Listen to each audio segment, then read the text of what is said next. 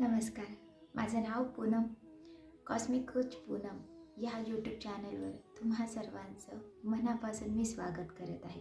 वयाच्या 13व्या वर्षापासून मी गुरुचरित्रातील 14व्या अध्यायाचं अध्ययन करत आहे, वाचन करत आहे आणि त्याच्यामार्फतच मला ज्या काही गोष्टी समजल्या, आकलन झालं, त्या गोष्टी मला तुमच्यामार्फत पोचवण्यासाठी ह्या प्लॅटफॉर्मशिवाय बेस्ट प्लॅटफॉर्म कुठला वाटला नाही आणि म्हणूनच या प्लॅटफॉर्ममार्फत मी तुम्हाला 14वा अध्याय गुरुचरित्रातला जो आपण वाचन करतो त्याचा आपल्याला कसा फायदा आपण आपल्या रेग्युलर लाईफमध्ये करून घेऊ शकतो ह्याबद्दलच मी काही गोष्टी तुमच्याशी शेअर करणार आहे. माझ्या इतक्या वर्षाचा अनुभव जो आहे तो मी तुम्हाला शेअर करणार आहे. यातल्या काही गोष्टी तुम्हाला नाही पटणार, तर जे पटणार नाही त्याचा त्याग करायचा आहे, जे पटेल त्याचा स्वीकार करून तुम्हाला तुमच्या जीवनामध्ये लागू करायचं आहे, जेणेकरून तुमच्या जीवनामध्ये पण तुम्हाला यश प्राप्तीसाठी 14व्या अध्यायाचा उपयोग होईल. गुरुचरित्रातील 14वा अध्याय म्हटला जातो की नेहमी वाचावा, त्याच्यातून खूप सारे फायदे होतात. पण जर ते का वाचलं पाहिजे त्याच्यामागचं कारण जर कळालं नाही तर आपण ते नुसतं वाचतो. मग या चॅनलमार्फत तुम्हाला फक्त मदत व्हावी. जर तुम्ही गुरुचरित्रातील 14वा अध्याय वाचत असतील तर तुम्हाला त्याची मदत व्हावी, ह्या कारणासाठीच मी ह्या गोष्टी तुमच्यापर्यंत शेअर करण्याचा प्रयत्न करत आहे. सो जसे की 14वा अध्यायाची सुरुवातच आहे की ज्ञानविवरण. अध्याय 14वा क्रूर यौन शासनम सायनदेव वरप्रदानम नाम.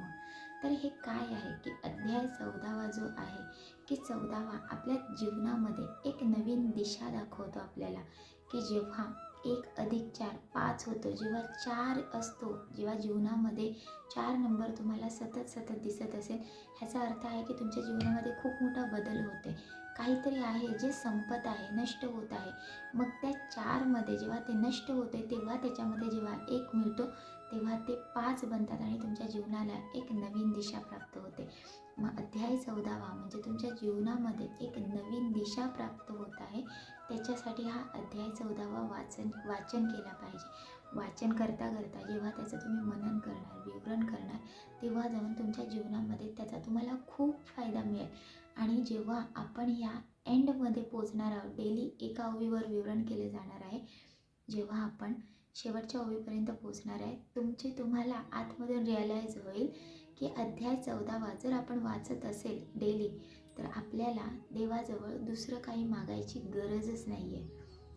समर्थ कृपेने माझ्यापर्यंत जी माहिती प्राप्त झालेली आहे, जे ज्ञान प्राप्त झालेले आहे, ते ज्ञान फक्त शेअर करणं, वाटणं हा एकमेव हेतू आहे ह्या चॅनलमार्फत व्हिडिओज बनवण्याचा. सो आय होप की तुम्हाला या चॅनलमार्फत भरपूर मदत मिळेल. आणि जर तुम्हाला हे व्हिडिओज आवडले तर नक्कीच तुम्ही लाईक करा. नक्कीच जे पण गुरुचरित्राचं पारायण करतात, वाचन करतात, त्यांच्यापर्यंत ह्या गोष्टी शेअर करा, जेणेकरून त्यांच्या लाईफमध्ये त्यांना ह्याचा उपयोग होईल. चला तर मग सुरुवात करूया की अध्याय 14वा ज्ञानविवरण क्रूर यौन शासनम सायनदेव वरप्रदानम नाम. जसे की मी आधीच सांगितल्याप्रमाणे अध्याय 14वा म्हणजे जीवनाला एक नवीन दिशा प्राप्त करून देणारा हा अध्याय आहे. जसे आपल्या जीवनामध्ये पण वेगवेगळे स्टेप्स, फेजेस येत असतात की आपण आधी बालपण असतो, नंतर तरुण वयात येतो, नंतर वृद्धापकाळ असतो, अशा खूप सारे फेजेस आपल्या जीवनात येत असतात. त्याचप्रमाणे हे अध्याय आहेत. हे अध्यायही या जीवनातले आपल्या जीवनाशी जर आपण कनेक्ट केले तर प्रत्येक अध्यायामध्ये स्वतःचं अस्तित्व आपल्याला सापडण्याची, स्वतःचं अस्तित्व प्राप्त करण्याची इतकी शक्ती त्या अध्यायामध्ये आहे.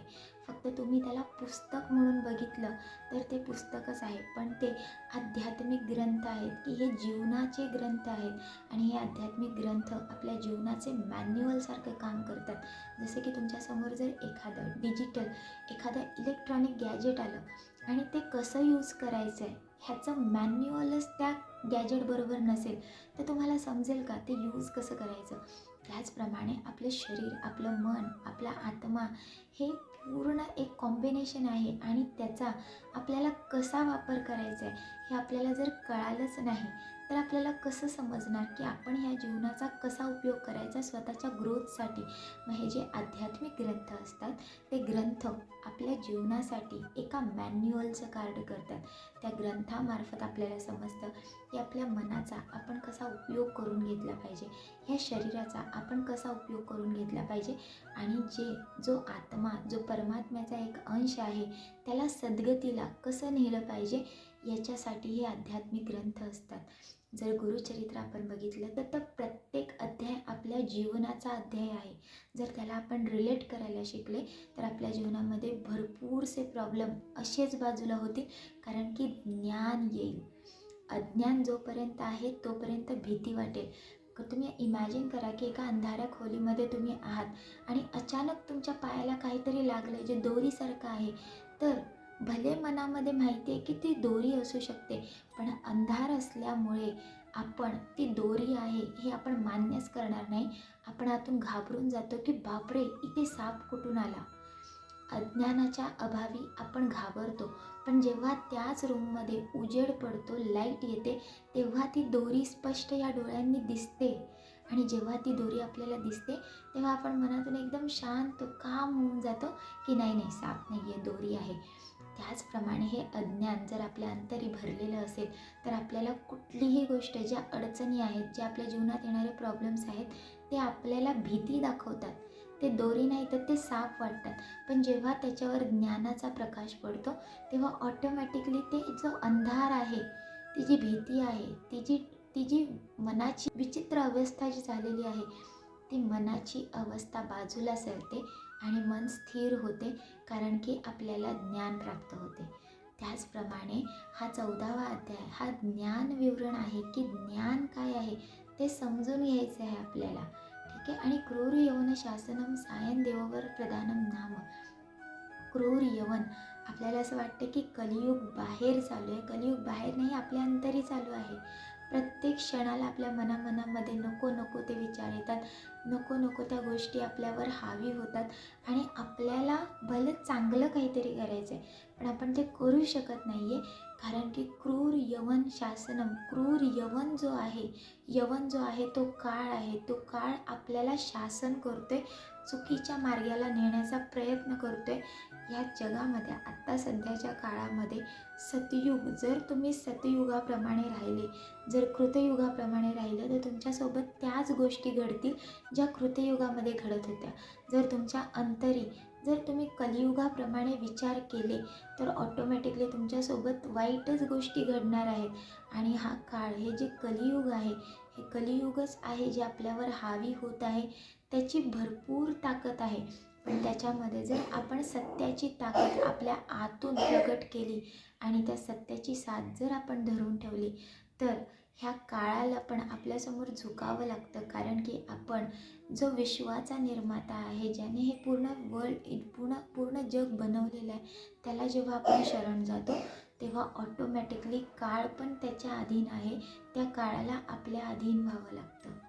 मग हा जो अध्याय 14वा आहे तो ज्ञानाचा अध्याय आहे, ना की ह्याला तुम्ही अडचणीमध्ये एकदम तुमच्या मनाची अवस्था जेव्हा वाईट असेल तेव्हा तुम्ही वाचलं पाहिजे.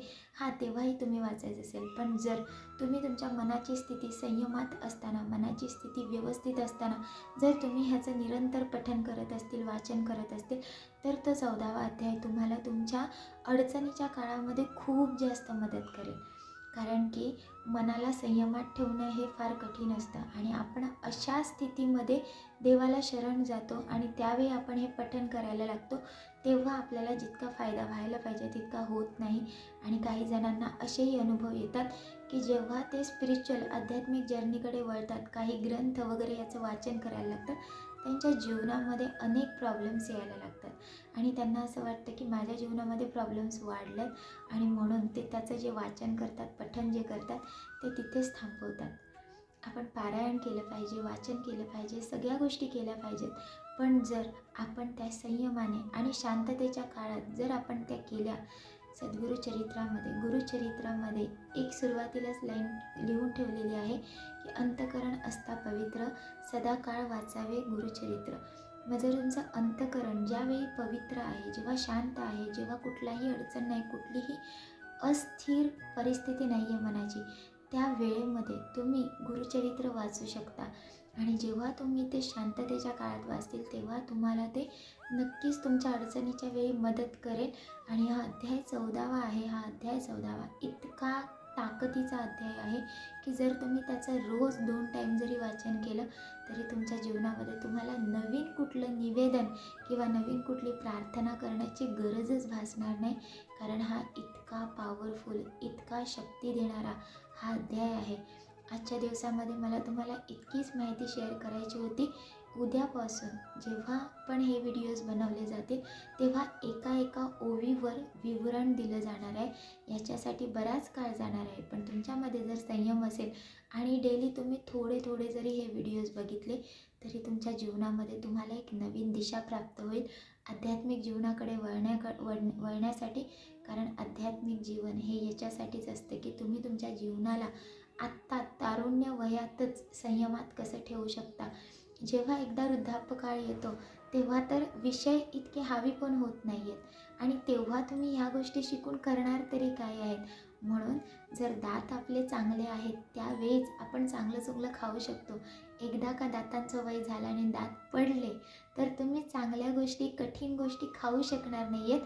म्हणून जर तरुण काळ आहे, तुम्ही जर वयाच्या एकदम सुरुवातीला आहात तर तुम्ही नक्कीच या गुरुचरित्राचं पारायण करू शकता, वाचन करू शकता.